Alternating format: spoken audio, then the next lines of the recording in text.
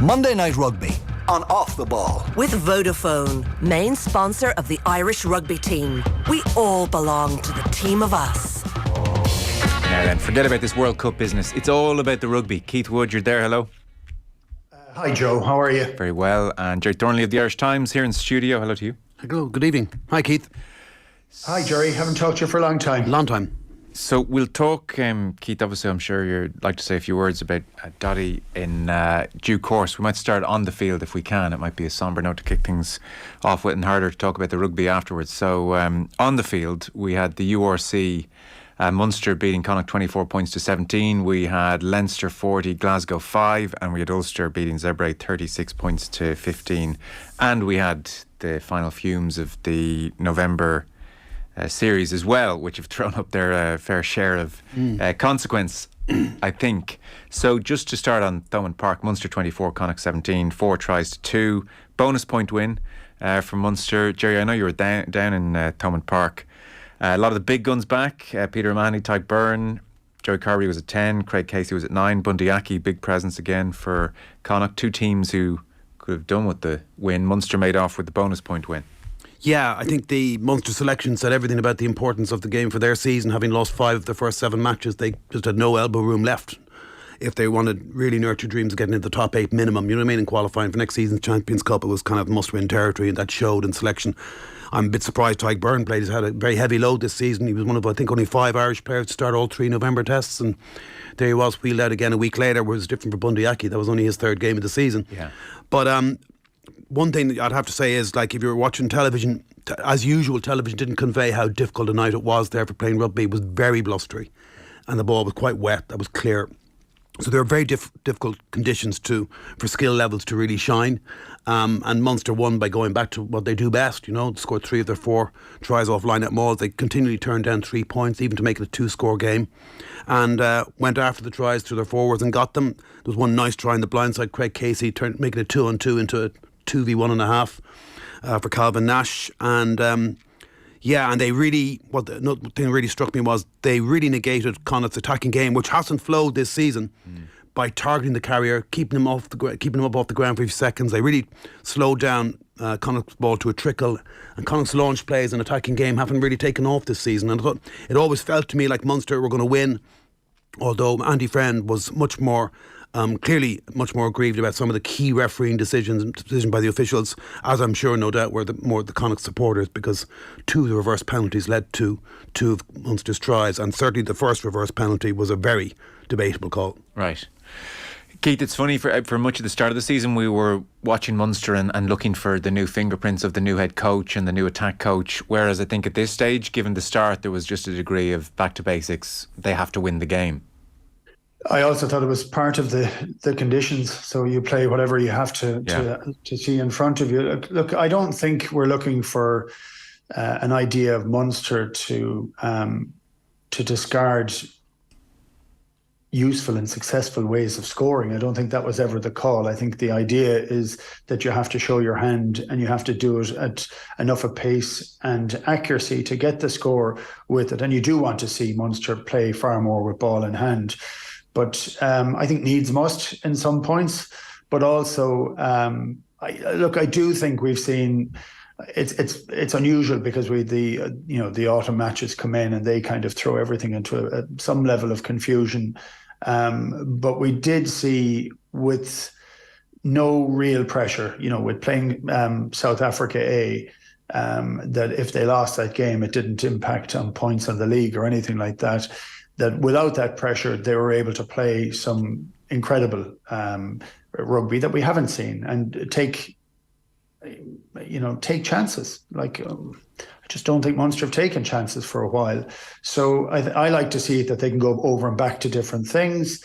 I still don't want them to get into the idea that kicking the ball away is a good idea. But I'd be content with the tries. I was content with Casey having a little bit of a snipe for that, bit of a poor defence from Connacht, but to make that into a sort of 2-on-1. But I was just happy with the performance that ended in a win. I mean, I think Munster would like it to be an awful lot better. I think Connacht would like their whole play to have got better. I think they've they've stalled somewhat this year. It often happens, I think, when a coach announces that they're going to go, whether that makes a bit of a difference or not. But it's stalled a little bit. They're not having the spark that they've had in the past. And again, like I tell you, every game that we talk about this weekend, we could end up talking about people complaining about the referees afterwards. So, look, I think Munster are just happy that they've got the win. They want to concentrate on getting another win on Friday, try and get their season back on order. I think if we do a very snapshot on the start of the season, I think they would have expected to win their first 2 or 3 games and didn't. And they've been fighting that corner ever since. It's an additional pressure for them if they needed any more, you know.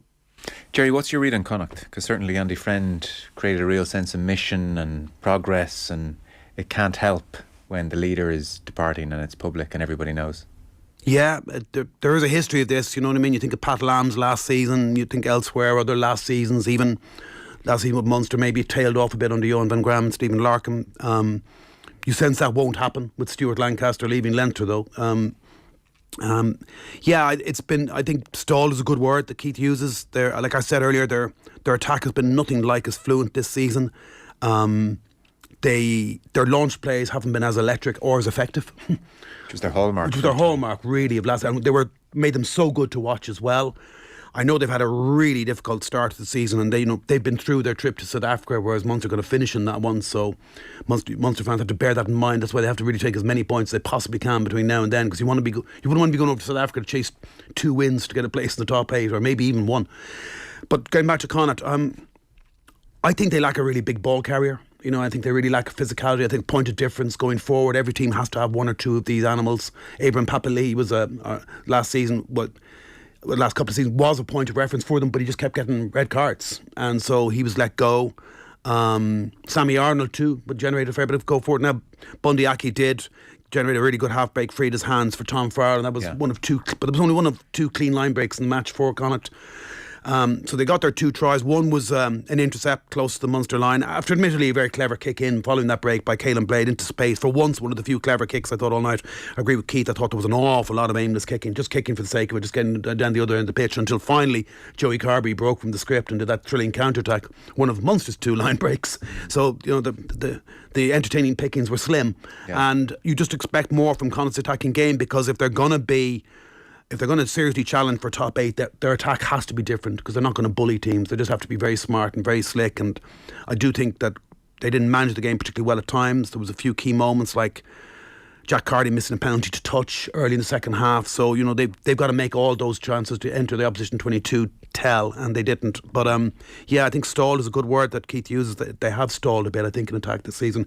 They have a huge game now against Benetton on Saturday. It's very, and Munster away to Edinburgh, it's very evident that the 2 Italian sides, the 2 Scottish sides, are picking stronger selections for home matches than they are for away games. They're going after their home games.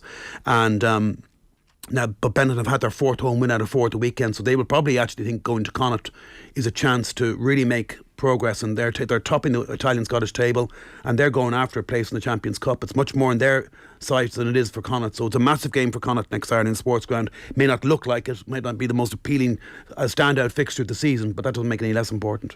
Keith, just on the kicking point, Munster's kicking, I mean, at times Craig Casey in particular kicked very well, very assured, brilliant exits and occasional box kicks. What are the kicks when you see Munster go down that route that frustrate you? In what kind of scenarios? The scenario for me is when it kind of becomes one of the first options. That's one of them. The other one is when they slow it down to kick it. Right. If we start talking about the different things that are kind of driving me mad and the laws of the game, every time I see a caterpillar, I just want it cancelled. There's things like that just drive me mad. But it's some of the kicking became a little bit aimless.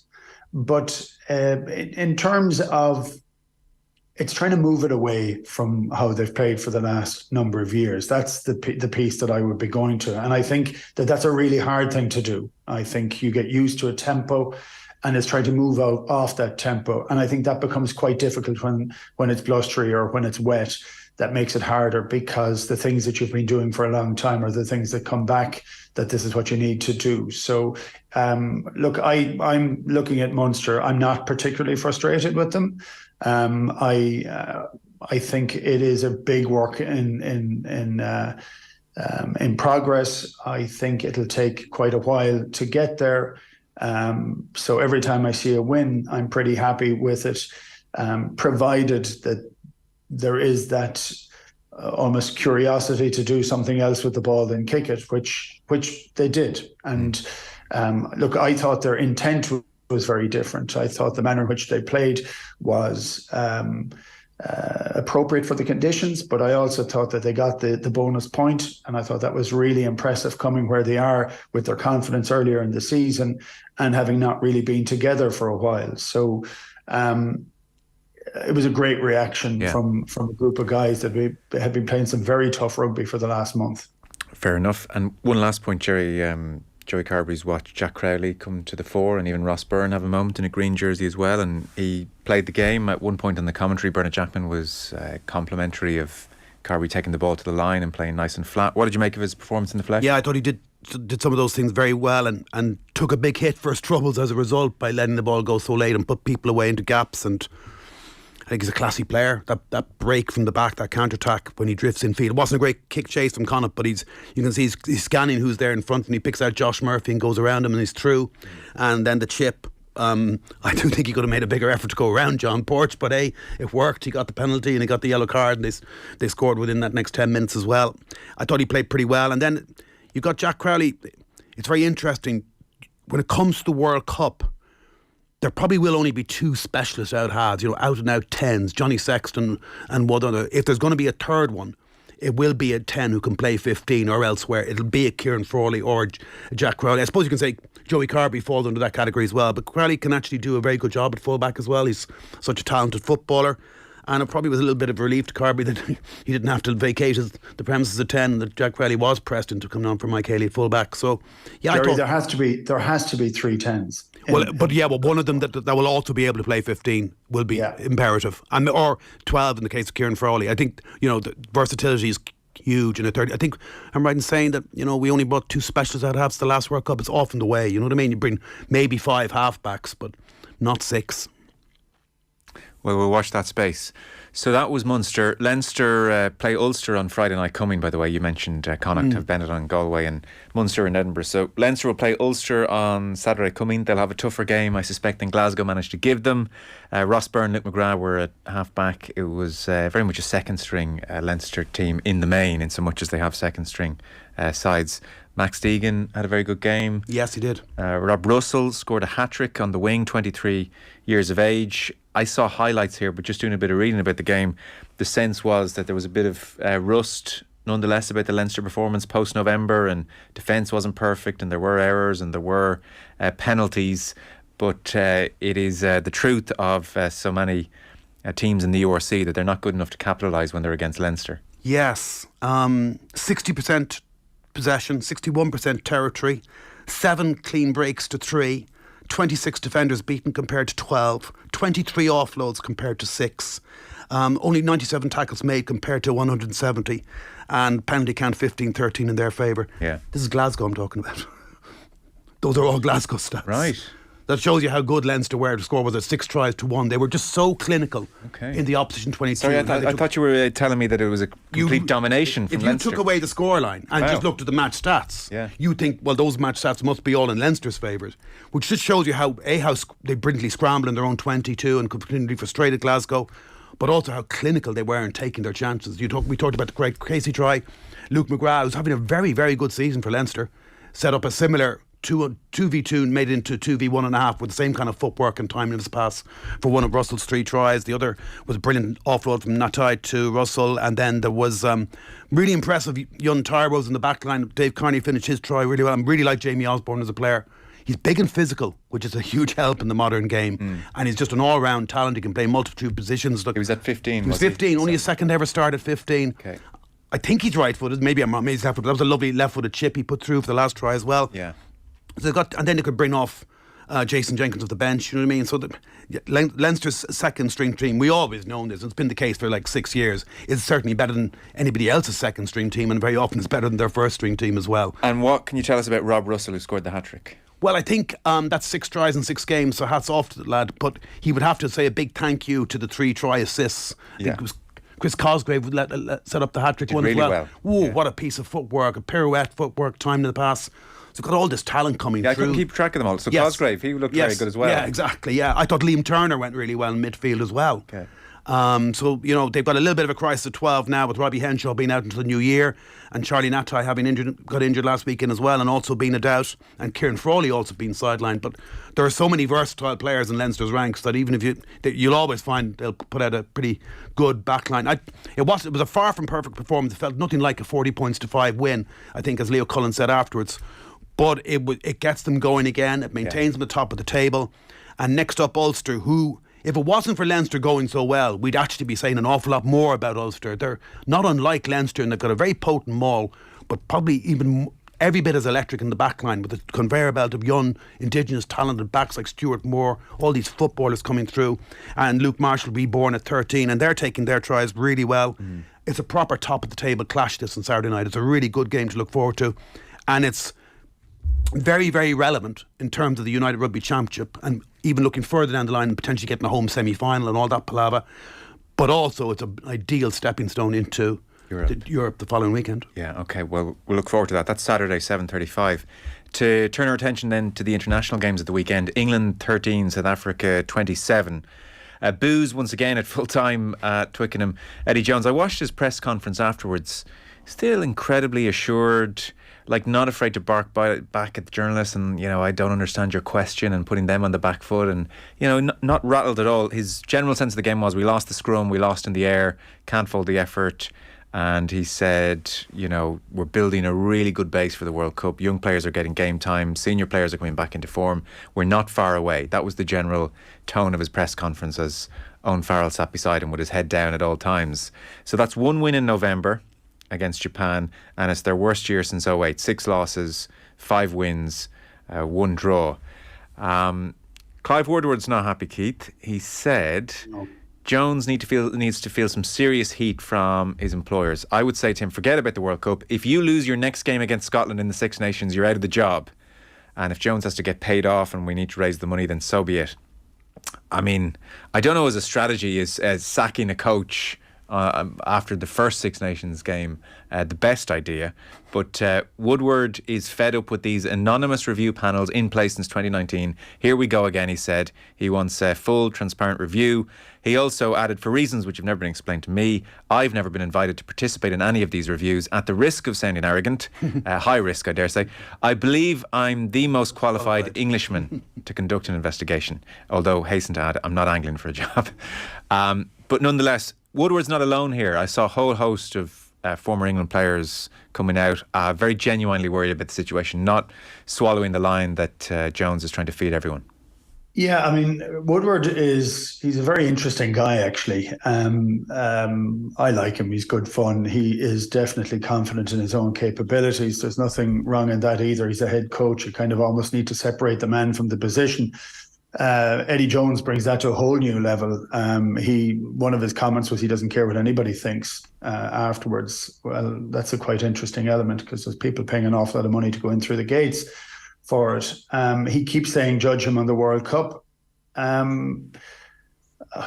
think very few businesses would like it just to be on one competition every 4 years when there is a funding crisis in the game. And almost the problem for England at the moment is that they get 82,000 people who pay a huge amount of money to go to it.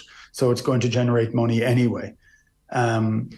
If that was in Australia, which is the best example, they would be walking away in droves for that idea, you know, so they react very badly to loss in Australia. But it seems like a gravy train that keeps on giving. So when he says that he sees huge improvement, I always think that I've spoken to coaches who've said, look, you can come and watch us at training and see what we're trying to do. I don't ever need to see them in training. You can see them on the Saturday. And I thought England were absolutely blown out of the game. And bearing in mind, this is a South African team with 7 or 8 players either out through injury or being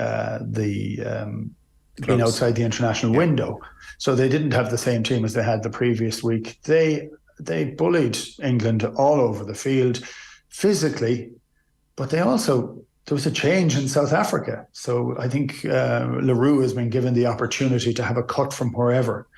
And Ritsna has scored, burning Marcus Smith on the outside. Unfortunately for Smith, he made the one wrong step and he couldn't get back to it.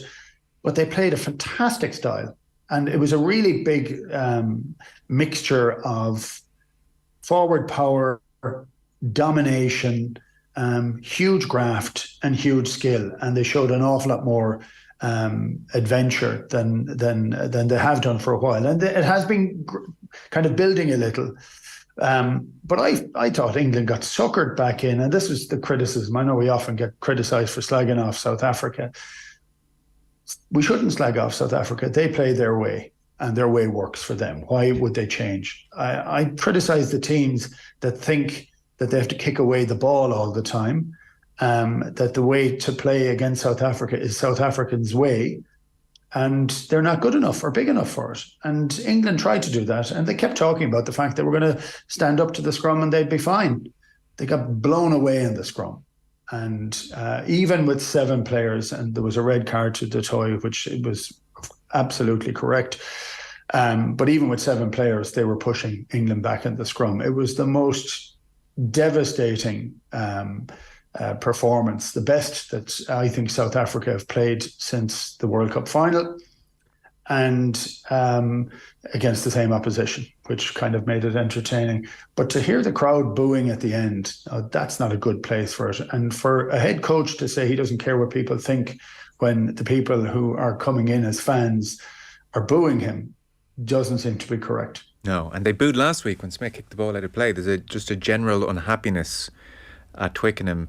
Keith mentioned the Curtly Orense try. I think Willie Leroux was part of that as well. And but the kick chase was appalling, really. This was poor. Damien Wilmsa did very well in origination. Yeah. And there's a player we speculated might never wear the number 10 jersey again. Far from it. He's actually gone very well since that torrid day. Place kicker. He kicks a mean drop goal. 2 lovely drop goals. He just looks much more assured. He's really come on very well since that torrid afternoon in Dublin. Yeah. And that's been another one of the bonuses for South Africa. But as for England, yeah, that was a poor kick chase, and kicking is such an essential part of their game. I don't see them doing much else except when the shackles are off, as in the last 10 minutes against the All Blacks, and they've nothing to lose. And to a degree, after the Dutois sending off, when they had nothing to lose, 27-13 down the scoreboard. Eddie Jones is talking a far better game than England have been playing for the last good year at least. Very convincing. Yeah, it's tiresome. Judge me on the World Cup mantra, because it just, you can't. What else can you say? Yeah, but it's also, it's not. It doesn't portray the Six Nations in a good light. I just don't like the way that he's devaluing the Six Nations and everything else that goes on in between World Cups.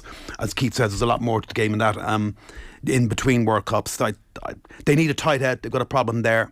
Maro Toje is not the player he has been lately. No. Manu Tuilagi certainly isn't the player he used to be. No. What's your sense of the pressure he's under for his job? Eddie Jones? Yeah. I think he's a very confident man. He's probably got a very good, nice kind of package were he to be removed from his position. I think he's fairly confident he's going to stay there. Reading between the lines of most English corps today, they're saying there isn't a huge appetite in Twickenham to remove the head coach 10 months out. I agree totally with you about what the Clive Woodward idea that they replace him after one game into the Six Nations. That'd be a farce. Yeah, who else is out there as well at the moment? Well, have you considered Clive Woodward? Warren Gatland, I'd say, is a wanted man at the moment. Scott Robertson, maybe? Maybe, yeah. Who'd take it, though, Scott Robertson, maybe? Maybe. But, I hope he stays, because they don't look like a team to me that are set to win a World Cup. I'm not really sure what kind of brand of rugby they're trying to play. I just don't know. What is their best team? What do England stand for as a team at the moment? He's talked about the power game most recently, yes. But on the evidence of Saturday, I wouldn't hang your hat on that. No, like I said, the best 10 minutes of the last year or more under Eddie Jones was undoubtedly that last 10 minutes against the All Blacks, in part helped by the All Blacks imploding and Bowden Barrett getting himself yellow carded. But I hope he stays, because they don't seem to be going anywhere rapidly. But there's no doubt they do have the playing personnel and whatever else to be. Like 10 months, a lot could happen between now and then. They could be contenders for sure. They're England after all. Because as a final word on England, Keith, Jones was making the point, a third of the team on Saturday had less than 20 caps. So he said the young players are getting incredible experience. They learn so much from defeats like these. The more experienced players are finding their form again and getting game time again. And come next year, wait and you see, everybody. And again, very convincing, but there's very little evidence to back that up. Yeah, he's been selling that for a while now, and that's I think people are getting put off from the English fans' perspective. Now they do have an incredibly easier route. They've an easier pool. They've an easier path. If they can get momentum, they can do that. But it pretty much depends on how they're playing. I mean, I think other teams are playing better. So are you able to get another 10 caps into these players over the next year? Are you able to bring all the other players back and get them on the right place where they're full of their confidence and everything is working well for them? Well, other teams are progressing as well. So I think you'd see better improvements in other people, and those improvements are coming with a win as well. That was fairly humiliating on Saturday. So I don't know that I can tell you that, yes, you learn from losing, but you don't learn from getting pushed into the ground all the time and penalised off the park. So, look, I think it's a tough one for them. There is the possibility of changing coach, and South Africa did that to great effect with Rassie Erasmus before the last one, about 20 months out. They changed.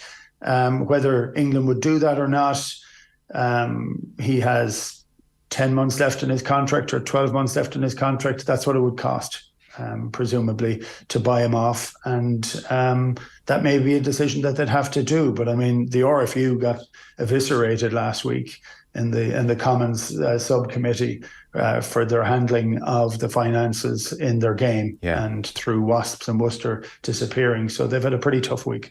They have a sleep at the wheel, the general tone of that last week. It's been a very good window for South Africa. Like, they very nearly beat Ireland, they very nearly beat France, they thrashed the Italian side, they just beaten Australia, and then they go to Twickenham and thoroughly beat England. Cheslin Colby doesn't look like the player 4 years ago, but Curtly Aranze looks like the Cheslin Colby of 4 years ago, even down to mimicking the step around Marcus Smith, which Colby did against Owen Farrell in the World Cup final. They had to find out if they have another at half in addition to Andre Pollard, and now they have one in Willemsen maybe. And, you know, Faf de Klerk was back to his best at the weekend, for sure. You add Casper Weiss and all the European-based players and Andre Pollard and Lucan Uam back to that squad. It's the most settled side in the world. It's the core of the team that won the World Cup 4 years ago. They've had a good November. Great. Thrilled. Wales 24, Australia 39. So Wales now are 34. Did you say 34 or 39? 39, excuse me. Wales are finding a way to lose every game at the moment. I mean, this was extraordinary. 26 unanswered points in the final 22 minutes to lose the game. So Wayne Pivac's overall record, 34 tests, just 13 wins. And this year in 12 tests, there have been 9 defeats. Yeah, 3 wins, 9 defeats. So the reporting is several unscheduled meetings involving senior Welsh Union officials post the Georgia defeat. And the man they have identified to further paper over the cracks is the man who's papered over the cracks for the previous 12 years in Warren Gatland, which is just extraordinary. So unlike Eddie Jones, this does seem like it's happening. Wayne Pivac said, I certainly want to stay. You saw when we got things right, we are a dangerous team. It doesn't look like he's going to be allowed to stay. Perhaps the most pertinent question is, will Gatland take up the offer? Does he have everything to lose and not much to gain, or vice versa? I wouldn't say he's got everything to lose. You know, he'll always have he's going to leave a great legacy in Welsh rugby no matter what, because you and I agree that it does seem to have been papering over the cracks given what the Welsh regions have been doing for the last 12, 13 seasons, and the WRU. It would always seem that what Wales achieved was despite the regions rather than because of them. Just give it to you, in his 12 years, 4 Six Nations, which included 3 Grand Slams and 2 World Cup semi-finals thrown in. World number 1 as well for a time. Yeah. Phenomenal achievement with players drawn from the Dragons, Ospreys, Cardiff and Scarlets, given that was a 1 Pro 12 title, 1 Magnus League title, ironically under Pivac. And I do think Pivac has tried to introduce that touchline to touchline offloading game with Wales, but they just don't seem to be playing it with any great conviction. Yeah. They're still very reliant on the old guard. A lot of players in their 30s that still there is talent coming through, but again, it just doesn't. You just don't know what the best Welsh side is. The results have been poor. I wonder if you're Gatland and you're looking at the age profile of that squad and the lack of talent coming through. Yeah. Maybe that's the way he will look at it. There is talent coming through, you know, there is, like you saw Jack Morgan, that guy got the 2 tries the weekend. There is talent coming through. Yeah. Reece Samet, he wasn't there. And they're actually capable of turning it around. Wales are like this. They go up and down, and there's no rhyme nor reason to it. They were Six Nations champions in 2021. Out of nowhere, yeah. And second from bottom last year, which can happen in the Six Nations, but seems to happen to Wales more often than anybody else. But if Gatland came back in, and in time for the first round of the Six Nations, Wales v Ireland in Cardiff, a lot more worried, wouldn't it? Yeah. And a lot of Irish people would be a lot more worried. There is that. He is currently a director of rugby with the Chiefs in New Zealand, but he has spent much of the last month very high profile on Amazon Prime pitch side for all these games. So I mean, he made the trip up. So Keith, it does look like Pivac's in serious trouble here. What's your read on the Gatland dilemma? I think Gatland would take it. I think he could carve out a very good deal for himself. I think his manner of coaching, especially in Wales, and knowing the players, wouldn't be a huge upheaval. I think it would be very comforting for the players. I think he would turn the team around fairly significantly. Gerry's right. I think Pivac has tried to rely on the old guard, but the old guard are 35, 36. That's a hard old guard to be relying on, especially if you're looking for all the grunt on the field, and they can do bits of it, but not all of it, and not consistently enough. There has been a bit of a change. When I looked in that game at the weekend, I looked at an international team that is playing an extra match outside the window. And there's a reason for having those windows in there in the first place, is to kind of protect the players a little. They were shattered. So they looked wrecked. Their decision-making in the last 15, 20 minutes was one of pure fatigue, and simple things that they could do in their sleep, they were asleep and couldn't do them, and they fell apart at the end. And you could watch it, and Australia were always winning, but 10 minutes to go, Australia were going to win, because Wales at that stage were absolutely out on their feet. So I think you suffer a little bit by trying to squeeze an extra game in. Yes. And that's a Welsh union short on cash, presumably. No, of course it is. And there's reasons, be it rationale behind it, but you have to deal with the consequences of those too. So, look, I thought Wales played really, really well and then fell apart. So well enough if you were in the Welsh Rugby Union corridors of power that you might say, well, there was enough there that we saw that Wayne Pivac deserves next year based on the good parts, or not? Yeah, I think it makes it really, really hard and I don't know whether the confidence has been lost or not, but they're looking for a solution at the moment, and Wales' performance in the autumn didn't offer enough of that, I would say. So I think it'll be, and Wales tend to react very quickly over any other international team. They're quite happy to make a change if things, they don't see that they're working particularly well. So I actually think Gatland could do the job incredibly well, because they all know him. Yeah. And such as his stature in Wales, you know what I mean? Public buy-in. Yeah, the public, it'll just generate a feel-good factor. It's just unfortunate for Pivac that the one guy looking over his shoulder that might be available at the moment is Warren Gatland. The other thing as well is Pivac cancelled his trip to France as part of the Welsh World Cup reconnaissance mission. Did he? Yeah. Right. Which would seem perhaps to be significant, I don't know. A word on Australia. I mean, they took on 2 extra matches outside the window. They took on a 5-match tour. They're very short on cash. They're very short. And this was their 14th test of the year, more than any other team. And they were missing 14 players. So for them to come back with 26 unanswered points in the last 22 minutes of the most gruelling test schedule of any Tier 1 nation this year tells me a couple of things. Number one, that as Nick White said after the Irish defeat, they are 100% behind Dave Rennie, and they mean this. Did a lot of Australian media that week, just the way it fell. They were just providing a lot of Australian media, and it was near my home, so there was a constant vibe coming out that they were 100% behind Dave Rennie, and I don't think they could have done that in the end of the 14th test had that not been the case. Yes. For me, there's a lot of time. You add in some of those 14 players. You say Will Skelton starting. We think of that battering ram that he did against Ireland, like Matt Williams described, Doddie joined the mini rugby game.